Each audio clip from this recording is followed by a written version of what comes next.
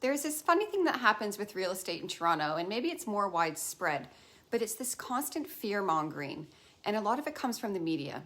So let's break down what's going on in real estate. But a spoiler, it's not very exciting. Sale prices remained higher for October, higher than last year across the GTA. However, we are seeing a decrease in the number of sales. So let's see how this played out in West Toronto. Months of supply has remained unchanged in West Toronto at 2.4, and I feel like I've been saying that for a year. There are no surprises here. The months of supply for all of Toronto is 2.6.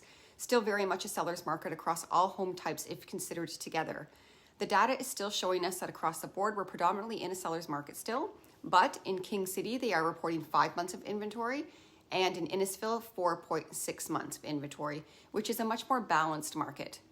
Everywhere else is still standing in a seller's market because we're seeing less than 4 months of inventory.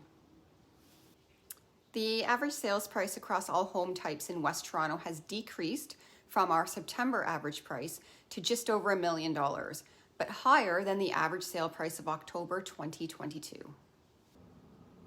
The list price to sale price ratio for all types of homes was 102% for October.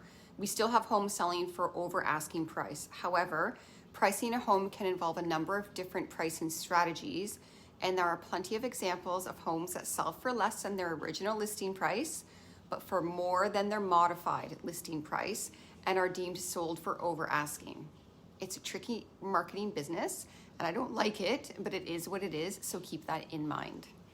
The average number of days on market is creeping up to 22 from 21 days. It's no big deal here. However, I've noticed that there are quite a few properties in all home types that have been sitting longer for 22 days. So let's keep an eye on that.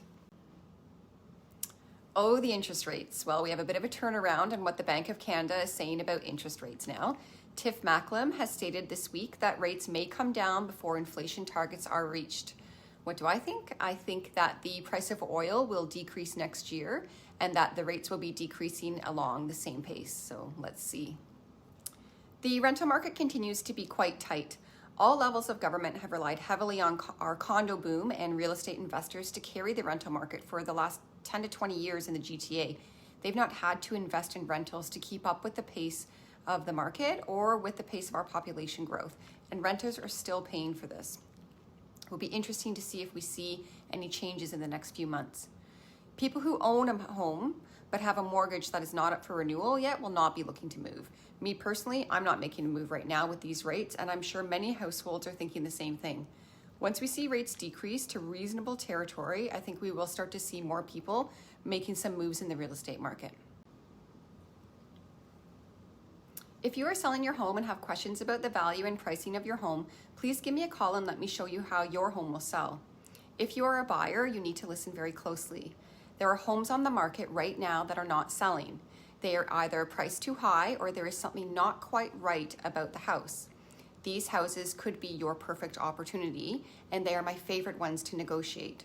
Give me a call and let me show you some of the ones that I have in mind and some of the ones that I think may have motivated sellers that could be of interest with some due diligence.